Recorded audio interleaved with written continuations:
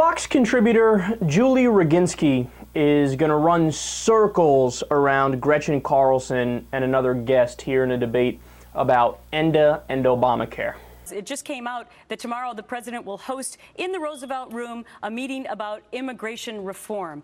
I'm talking about distractions now. Today he's talking also about equal rights for gays and lesbians in the workplace. Last week it was climate change and it was also immigration, and there was an economic speech in there. Is this distraction, David, so that we're not talking about Obamacare? It's absolutely distraction. This president takes accountability for nothing. He goes to Boston. He tries to distract. Since the shutdown, which, by the way, politically inconsequential because now we see Obamacare being the main issue. Since that's happened, he's pivoted, or pirouetted as I call it, on immigration. He came back to the economy. He makes speeches, but he doesn't govern and lead. And now he's going, the ENDA Act, this is his next thing. Why doesn't he go to the Washington Post, maybe even here to Fox News? Because even major outlets realize that this is an inconsequential play. He's simply trying to distract to his base from what is going on. Julie, can he really get anything else done? And wouldn't the first thing that you would be talking about, instead of immigration potentially, would be jobs? If you weren't going to talk about Obamacare? If you look at the Chamber of Commerce and other businesses, they actually think that immigration reform would create a tremendous amount of jobs. Talk to the tens of millions of people. Where are the jobs coming from? Talk to the tens of millions of people. Well, you know what? Talk to your friends in the chamber about that. But tens of millions of people for whom immigration reform is a priority. Talk to the millions of lesbians and gay men and women who are unable to get jobs. I'm not saying they're not priorities. I'm not saying they're not important topics. What I'm saying is the timing of it all. Is he doing it to distract away so that all the negative attention is not what with that press conference we just saw with Jay Carney, which was not pretty for him? If it was 6 months ago or a year ago, you would have said he was doing it to distract from Benghazi. If it was a year before that, you would have said he's doing it to distract from his re-election campaign. I mean, there's all, you know, let me put it to you this way. Those of us in the Democratic Party who are unhappy with George Bush over Iraq never said, oh, let's not talk about anything but Iraq. Let's not talk about anything else the president's trying to do. Julie's distracting, actually. How am I distracting? I love you, Julie, but you're distracting. Okay, 10 seconds. Foundation. They're going to create more jobs if we have immigration reform. 90+ million Americans out of the workforce. Where are the jobs for them? Right. Okay. Well. I love how he makes a face at the end like he nailed it. People don't have jobs. Where are the jobs for them? Oh, I said something good. I'll tell you where the jobs are. You voted against them. Nobody ever brings this up on the Democratic side of the aisle, and it pisses me off because it's totally true. Obama proposed essentially a second stimulus plan. It was called the American Jobs Act. It was supposed to create over 1 million jobs, according to the Congressional Budget Office and other independent third-party analyses. It was a fantastic plan. Now look, it wasn't the end-all be-all of job creation. There are other things you could do, and other things I certainly would have pushed for. You guys know me. I want essentially a new deal. I want to totally redo our infrastructure, invest in a green economy and green technology. I mean, there are a lot of things I would do. But don't get me wrong. The American Jobs Act was where we needed to start. So when the people on the right ask, where are the jobs?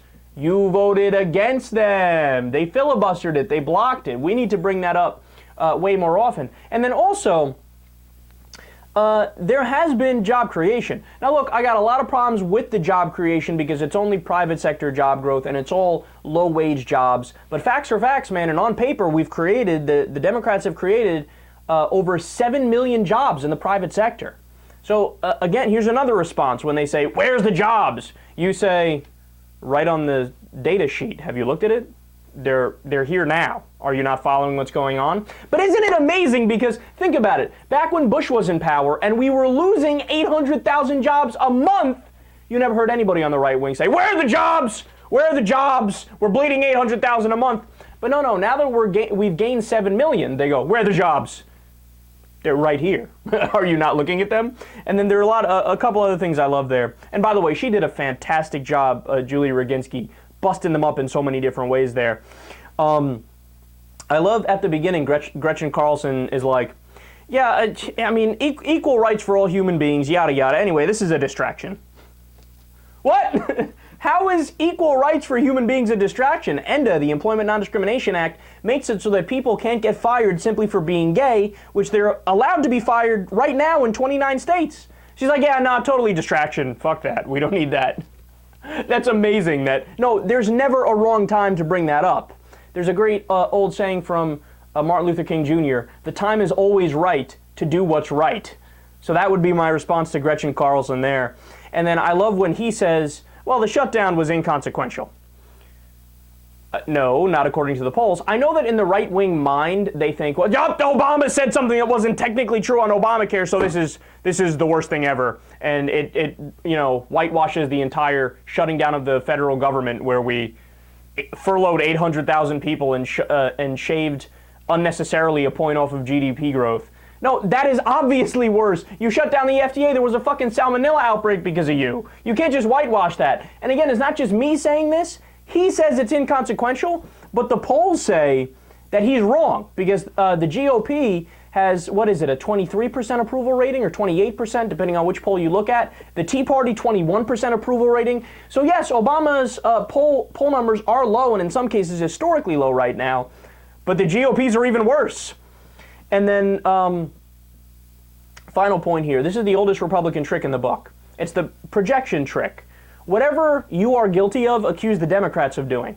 So they go, oh, look at Obama. He's distracting from Obamacare by bringing up equal rights for people.